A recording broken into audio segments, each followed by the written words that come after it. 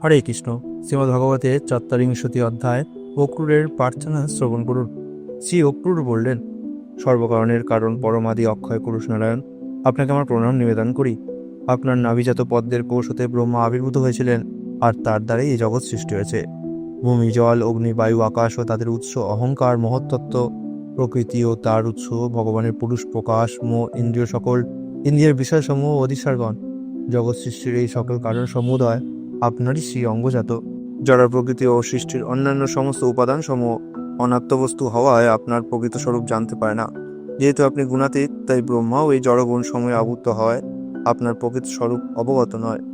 শুদ্ধ যোগীগণ আপনার অধ্যাত্ম, অধিভূত এবং অধিদৈব এই ত্রিমাত্রিক রূপের কল্পনার মাধ্যমে পরমেশ্বর ভগবান আপনারই আরাধনা করেন। ব্রাহ্মণগণ তিনটি বেদ হতে মন্ত্র কীর্তন করে ত্রিযজ্ঞের বিবিধ সমূহ অনুসরণ করে আপনার আরাধনা করেন এবং বহু রূপ ও নামের বিভিন্ন দেবতাদের বিশদভাবে যজ্ঞ সম্পাদন করেন। দিব্যজ্ঞান লাভের জন্য কেউ কেউ সকল জাগতিক কর্ম পরিত্যাগ করে শান্ত হয়ে জ্ঞান যজ্ঞ সম্পাদন করে জ্ঞান বিগ্রহ স্বরূপ আপনাকে আরাধনা করেন। শুদ্ধ বুদ্ধি সম্পন্ন অন্যান্য ব্যক্তিগণ আপনার ঘোষিত বৈষ্ণব শাস্ত্রীয় বিধিসমূহ অনুসরণ করেন। তাদের মনকে আপনার ভাবনায় মগ্ন করে তারা বহুরূপে প্রকাশিত একই ভগবান আপনাকেই আরাধনা করেন। আরও অন্যান্যরা রয়েছেন যারা ভগবান শিবরূপে আপনার উপাসনা করেন।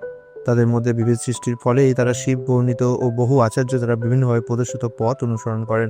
হে প্রভু, কিন্তু এই সমস্ত মানুষেরা যারা আপনার থেকে অন্যত্র মনোনিবেশ করে দেবতাদের উপাসনা করছেন, তারাও প্রকৃতপক্ষে সর্বদেবময় একমাত্র আপনারই উপাসনা করেন। পর্বত হতে উৎপন্ন নদী যেমন বৃষ্টির জলে পরিপূর্ণ হয়ে চতুর্দিকে হতে সমুদ্রে প্রবাহিত হয়, তেমন এই সমস্ত মার্গ অবশেষে হে প্রভু আপনাতেই প্রবিষ্ট হয়। সত্য, রজতম আপনার জড় প্রকৃতির গুণাবলী ব্রহ্মা হতে শুরু করে স্থাবর প্রাণী পর্যন্ত সকল বদ্ধ জীবকে আবদ্ধ করে। আপনি সমস্ত জীবের পরমাত্মা রূপে নির্লিপ্ত দৃষ্টিতে সকলের বুদ্ধির সাক্ষী স্বরূপ। আমি আপনাকে আমার প্রণাম নিবেদন করি। অবিদ্যার বেগ প্রসূত আপনার জড়গুণ প্রবাহ দেবতা, মানুষ ও প্রাণীরূপ দেহাভিমানীগণের মধ্যে প্রবাহিত হয়। অগ্নি আপনার মুখ, পৃথিবী আপনার চরণ, সূর্য আপনার চক্ষু এবং আকাশ আপনার নাধি, অধিক সকল আপনার শ্রবণেন্দ্রিয় ও দেবশ্রেষ্ঠগণ আপনার বাহুদয় এবং সমুদ্র আপনার উদর, স্বর্গ আপনার মস্তক, বায়ু আপনার প্রাণ ও বল, বৃক্ষ ও ঔষধি সমূহ আপনার শরীরের রোম রাশি, মেঘ আপনার মস্তকে কেশ রাশি এবং পর্বত আপনার পরম পুরুষে অস্থি ও নখ, রাত্রি ও দিন আপনার চক্ষুর নিমেষ মাত্র, প্রজাপতি ব্রহ্মা আপনার প্রজনন অঙ্গস্বরূপ ও বৃষ্টি আপনার বীর্য। হে অক্ষয় পুরুষ পরমেশ্বর ভগবান, বহু জীব সংকুল নিখিল ভুবন সবই তাদের নিজ নিজ পালকগণ সহ আপনার মধ্যে উৎপন্ন হয়।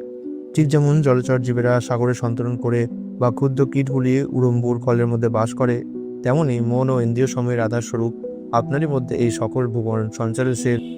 আপনার লীলা উপভোগার্থে এই জগতে আপনি নিজেকে বিভিন্ন রূপে প্রকট করেন, আর যারা আনন্দে আপনার মহিমা কীর্তন করেন, এই সকল অবতারগণ তাদের সমস্ত শোক মার্জন করেন। সৃষ্টির কারণ আপনি, প্রলয় সমুদ্রের সন্তোষের মৎস্যরূপে আপনাকে আমি আমার প্রণতি নিবেদন করি। হয়গ্রীব রূপে মধুকৌটব বিনাশক, বৃহৎ কুর্মরূপে মন্দর পর্বতধারী এবং বড় অবতারে যিনি পৃথিবীকে সানন্দে উদ্ধার করেন, সেই আপনাকে আমি আমার প্রণতি নিবেদন করি। অদ্ভুত সিংহরূপী সাধু ভক্তগণের ভয় বিনাশকারী ও বামনরূপী ত্রিভুবনে পদবিন্যাসকারী আপনাকে আমার প্রণতি নিবেদন করি। ভিগুপতি রূপধারী ক্ষত্রিয় জবনচ্ছেদী ও রাবণ হন্তাকারী রঘুপুর শ্রেষ্ঠ শ্রীরামরূপী আপনাকে আমি প্রণাম নিবেদন করি। হে প্রভু, বাসুদেব, শঙ্কর্ষণ, প্রদ্যুম্ন ও অনিরুদ্ধরূপী যাদবদ্বিপতি আপনাকে প্রণাম নিবেদন করি। দৈত্যদানব মোহনকারী শুভবুদ্ধি স্বরূপ ও শ্লেষচতুল্য রাজাগণের বিনাশকারী কল্কিরূপী আপনাকে আমি প্রণাম নিবেদন করি। হে ভগবান, এই জগতে আপনার মায়া শক্তি দ্বারা মোহিত জীব আমিও আমার রূপ মিথ্যা অভিমানী যুক্তে কর্মমার্গে ভ্রমণ করতে বাধ্য হয়। হে প্রভু, আমিও এইভাবে বিভ্রান্ত হয়ে মূর্খের মতো আমার দেহ, সন্তান, গৃহ, পত্নী, অর্থ ও স্বজনবৃন্দকে সত্য বলেই মনে করেছি, যদিও তারা প্রকৃতপক্ষে স্বপ্নবৎ অসত্য।